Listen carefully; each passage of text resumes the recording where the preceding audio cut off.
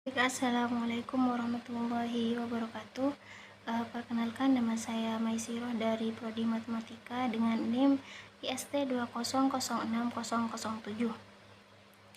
Di sini saya akan mereview jurnal internasional dengan judul Analysis of Backpropagation Algorithm in Predicting the Most Number of Internet User in the World. Dengan Artinya, analisis algoritma backpropagation dalam memprediksi pengguna internet terbanyak di dunia.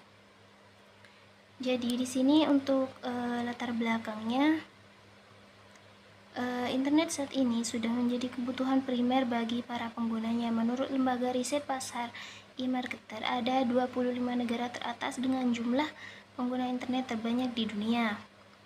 Indonesia berada pada posisi ke-6 dengan jumlah pengguna internet sebanyak 112,6 juta jiwa.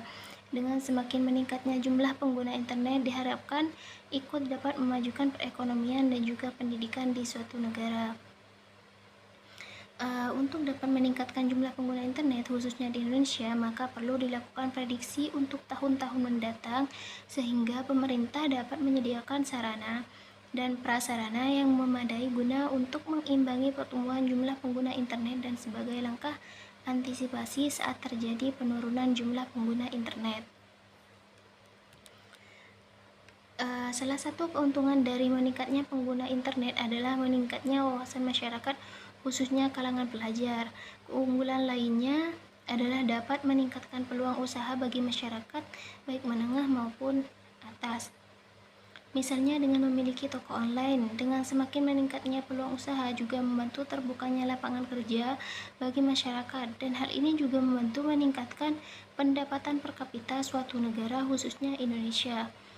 Oleh karena itu, salah satu cara yang dapat kita lakukan untuk meningkatkan pengguna internet khususnya di Indonesia adalah dengan melakukan prediksi atau forecasting untuk tahun-tahun mendatang.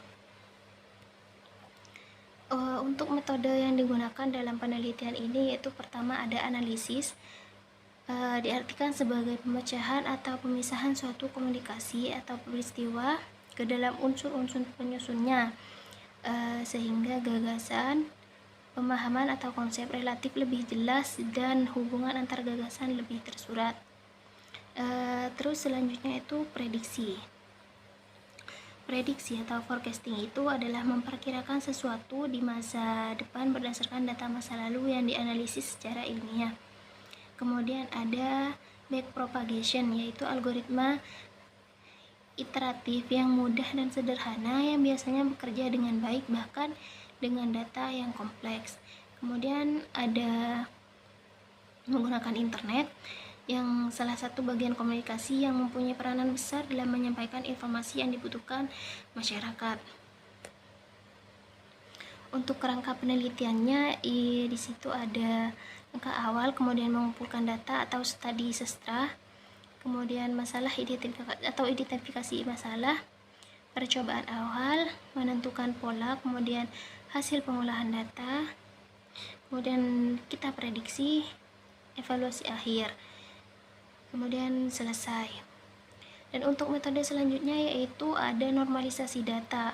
Sebelum diolah, data dinormalisasi terlebih dahulu menggunakan fungsi sigmoid atau tidak pernah mencapai 0 atau 1. Kemudian dilakukan transformasi data pada interval yang lebih kecil yaitu 0,1 banding 0,9, ditunjukkan oleh persamaan X sama dengan 0,8 dikali X min A per B min A tambah 0,1. Kemudian metode selanjutnya yaitu data yang digunakan dalam penelitian adalah data jumlah pengguna internet di 25 negara besar di dunia pada tahun 2013 sampai 2017. Untuk hasil dan pembahasannya, pertama ada analisis. Sebelum pelatihan dilakukan, ditentukannya terlebih dahulu nilai parameter yang diinginkan untuk memperoleh hasil yang optimal. Parameter umum yang digunakan yang nantinya akan dimasukkan pada aplikasi MATLAB.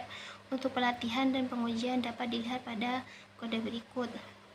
Ada di bawahnya ada net sama dengan new ff min max p hidden target dan seterusnya. Atau kita bisa menggunakan kode atau source code lain yang kita ketahui untuk menjalankan nanti backpropagation-nya. Untuk hasilnya ini menggunakan 5 arsitektur, diantaranya 351, 371, 319, 343-1, kemudian 350 dan 1. Dari 5 arsitektur tersebut, arsitektur terbaik adalah 351 dengan tingkat akurasi 92% dan IPO sebanyak 4218 iterasi. Untuk hasilnya bisa dilihat pada gambar tersebut. Di situ ada input 3, untuk layar hiddennya ada 51 dan outputnya 1. Untuk IPO-nya itu ada 4218 iterasi dari 10.000.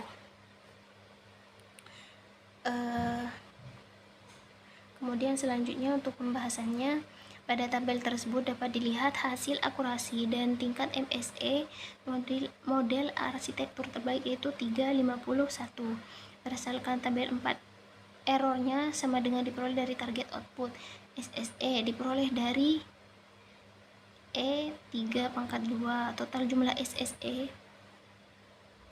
yang dihasilkan dari pola nomor 1 sampai dengan pola nomor 25 hasil sama dengan jika nilai error pada data pengujian itu kurang dari sama dengan 0,01, maka hasilnya benar. Jika tidak, maka salah akurasi sama diperoleh dari jumlah hasil yang benar, menghasilkan 92% margin error.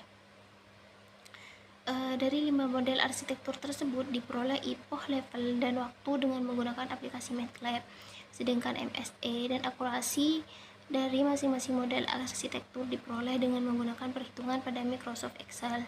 Berdasarkan tabel 5, model arsitektur terbaik adalah 351 dengan tingkat akurasi sebesar 92%. Kemudian hasil tersebut diperoleh dari perhitungan dengan model arsitektur terbaik dengan menggunakan aplikasi MATLAB dan Microsoft Excel seperti pada pembahasan sebelumnya. Untuk kesimpulannya, yang pertama itu dengan model arsitektur 351 dapat dibuat prediksi dengan akurasi 92%. Kemudian kedua itu pemilihan model arsitektur jaringan dan parameter yang digunakan sangat mempengaruhi tingkat akurasi. Kemudian yang ketiga, hasil kecepatan dan akurasi sangat dipengaruhi oleh pemilihan model arsitektur jaringan. Dan terakhir, kelebihan penelitian ini adalah hasil prediksi yang tidak jauh berbeda dengan data awal. Mungkin itu saja dari saya, kurang dan lebih